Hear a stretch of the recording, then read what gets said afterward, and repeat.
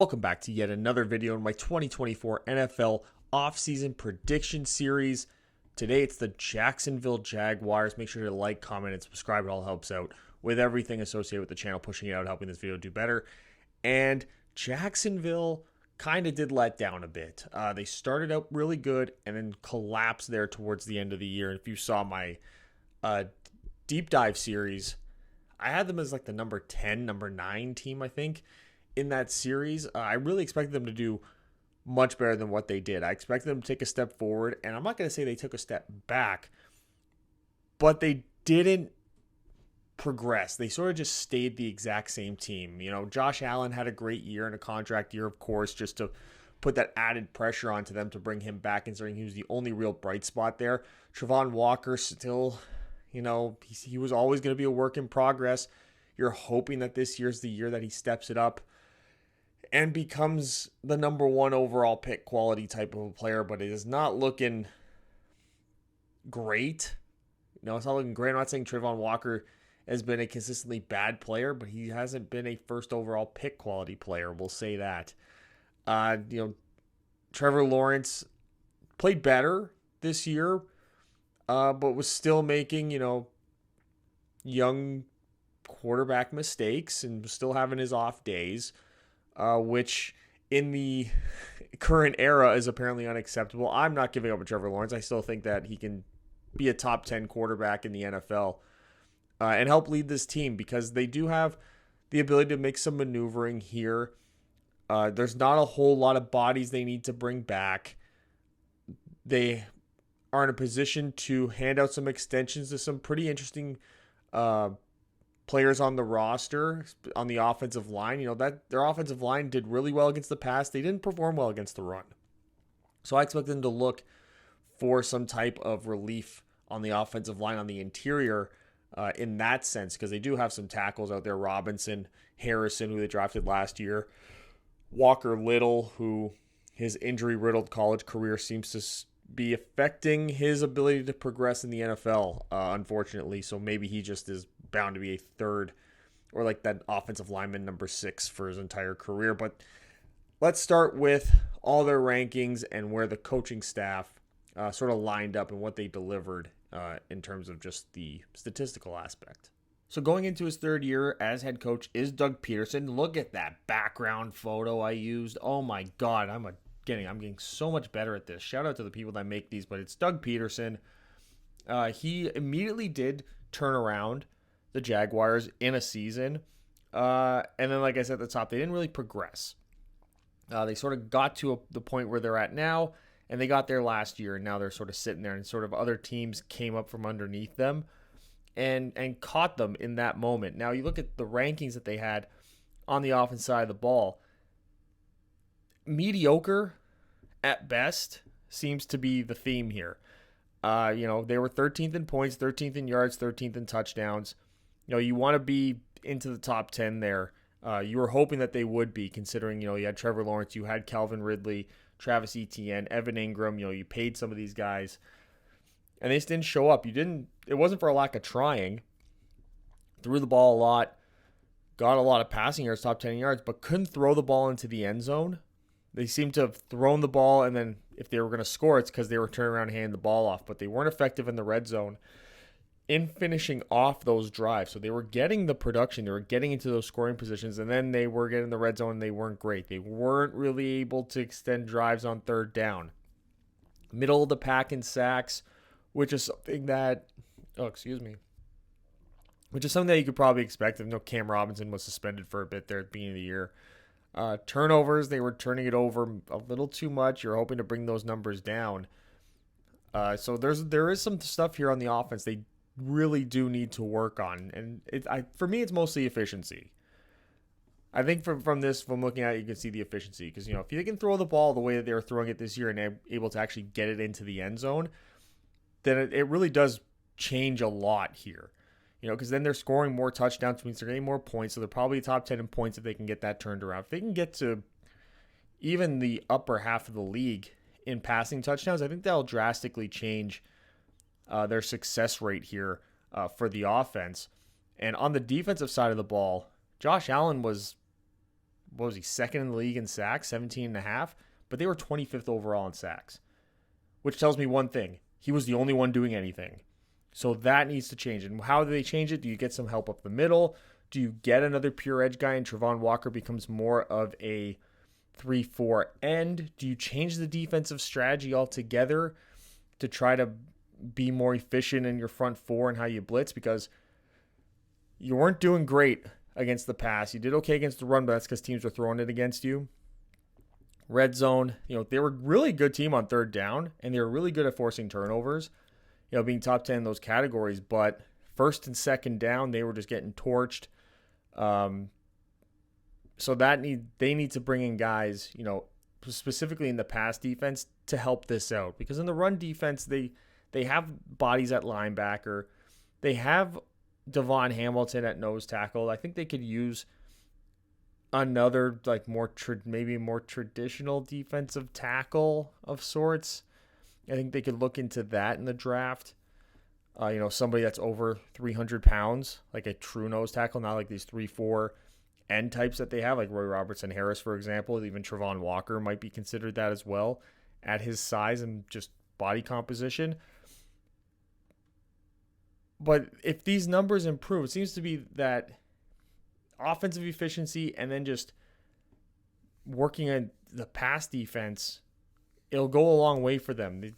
Improving in these little incremental places, I think, could take this team a long way. It can really take them a long way. Now, they aren't exactly rolling in the salary cap with $11.3 million entering this offseason cycle, but they also are in a position where they can do some restructuring, like I said before. And, Calvin Ridley, I don't anticipate him coming back. I think they can upgrade at the receiver position with some of the guys that are available in free agency, and we'll get to that. Re-sign Josh Allen, though. He was the only one who could produce on offense. A 4-year, $100 million deal. Is that enough? Throw a void year in there? I mean, maybe it becomes, because he's gotten bent over a bit. Maybe it's a 4-year, $110 million deal. It's going to be interesting to watch how they bring him back. I think they can tag him and then negotiate with him, though, and I think that'll take them to where they need to be. But they can free up the money by restructuring Christian Kirk and Brandon Scherf. Like I said about the offensive line, they were actually a decent offensive line against the pass. They were like upper half of the league. It was against the run that was a real problem, but Brandon Scherf is just this great veteran presence, so you don't want to lose him. Because, you don't want to lose him because you don't want, what's the upgrade? Where are you upgrading at? So I would kick his contract down the line, open up to get to bring in somebody perhaps to help you out in the meantime. Christian Kirk, same thing. You want to keep him. He's really come along, I think, better than everyone thought he was when he signed that big-ass contract. You cut Rayshon Jenkins. I think you can stand to do better, and you got $9.3 million if you do it post June 1st. You want to give some extensions here to clear up some cap space by just converting the base salaries that are coming up this year into bonuses. So that's why you see Cam Robinson, it's a 2-year, $60 million deal, 2 void years, but we're converting the current year's base salary into that bonus to spread it out, and then I'm throwing in the 2 void years as well. So we're actually freeing up cap space by making this move by maybe a contract that looks ridiculous, like a $30 million a year contract for him, but you're spreading it out and you're converting bonuses and all that, base salaries, I mean. Same thing with Foyesade Oluokun. You're converting that base salary to a bonus and giving him an extension, 3 years, $60 million with a void year. And Darius Williams, who is $11 million in cap savings with only $1 million in dead money for cutting him. But he played actually really pretty well for you this past year. So he's somebody that you want to keep. You don't want to go backwards. You want to add to what he brought, him and Tyson Campbell there as your 2 corners. You want to be able to add to that. You don't want to take away from something that was already struggling. And because they were so poor at, producing pass rushes throughout the year, it did hang this group out to dry. So they did do much better than most would have under the circumstances. So again, you convert his money in there. It becomes a 2-year, $50 million deal with 2 void years as well. So you now have extended him. Got 3 years of that. You can extend all that. You've cut his base salary down significantly this year, and you're freeing up cap space in the process. So maybe Josh Allen's contract ends up looking a little bit bigger than this. I was looking at some of the edge contracts, and this is about what top edge guys are getting, that $25 million per year average contract. So I do wonder if maybe he's going to get closer to 30, but I doubt it. I do doubt it. Especially, yeah, I don't know. I don't know. Maybe he does. Maybe he does, and they throw in, it becomes a 3-year deal, and they throw in a void year to spread it out even better. But I think that 4 years, $100 million, $25 million average per year, I think that's a good number. That's a good number. So like I said, those extensions and those restructurings actually allowed you to not only re-sign Josh Allen, but you're now got $34.5 million in cap space. So maybe you can pay him a little bit more, and maybe you're $4.5 million more this year, and you're at $30 million. Who knows, right? You can add $4 or $5 million into that contract perhaps, and you'll still be in a really good shape here to fill the needs that you have. And the needs are wide receivers. Christian Kirk has been a good wide receiver. Evan Ingram is sort of that tight end / receiver. Zay Jones has been okay. You got some nice little gadget guys out there too, but you don't have like a number one receiver. Calvin Ridley was expected to be that. He just wasn't. The other thing is the interior offensive line. You want to get on the interior offensive line, and personally, I want to get somebody who's going to be really good against the run to help try to improve the run blocking, to improve the run game. Like I said, the pass blocking, you look at how some of these guys graded out, they all graded out for the most part pretty well. Then you want to get guys on the interior defensive line, particularly true defensive tackles, like the over 300-pound type interior defensive linemen. Maybe get some guys that have pass rushing upside as well. And then cornerbacks, the depth at the cornerback position isn't that great, even though they got good play out of Darius Williams, and Tyson Campbell since his rookie year has been pretty solid as well. So I want to add to that group just to help out, because you don't know what this edge group. You want to get Trevon Walker another year to to improve, to grow, and so these are the things I think you can focus on the most that will give you instant improvement for the team. So I'm going out and getting that wide receiver one. I'm reuniting Trevor Lawrence with T. Higgins. 4-year, $100 million contract. That's wide receiver one money. That's top flight money that T. Higgins is going to be looking for. In Jacksonville, I think should go ahead and do it. The other one is Robert Hunt, who I'm getting for 3 years, $50 million. I'm throwing 2 void years in there just to spread this money out and not have it be a big hit to you every year, while being able to pay him top guard money, like that upper echelon of guard money that's approaching almost like it's like $16, $17 million a year, give or take. Hunt has the ability to play guard. He graded out well in both aspects of the game. So you're gaining something actually, but you're upgrading your guard position from Ezra Cleveland in terms of pass blocking, and you're also upgrading in terms of run blocking the overall entire offensive line. And you got the ability where Hunt can kick out and play tackle if you need him to. You get him in a pinch there. His preferred position is guard. It's the best position for him to play. But he can play right guard. He can play left guard. He can even play right tackle for you if you need him. So these are 2 really good signings, 2 veteran guys to come in, instantly improve the offense, rather than using high draft capital to try to improve the offense. But it's really difficult to improve any aspect of the game, any aspect of your team instantly through the draft. So you do this in free agency, and now you can focus the draft stuff on the defense, getting guys that can be rotational guys in there, getting some edge guys, getting some corners, getting some defensive linemen to keep the guys out there fresh and to hopefully improve the defense overall.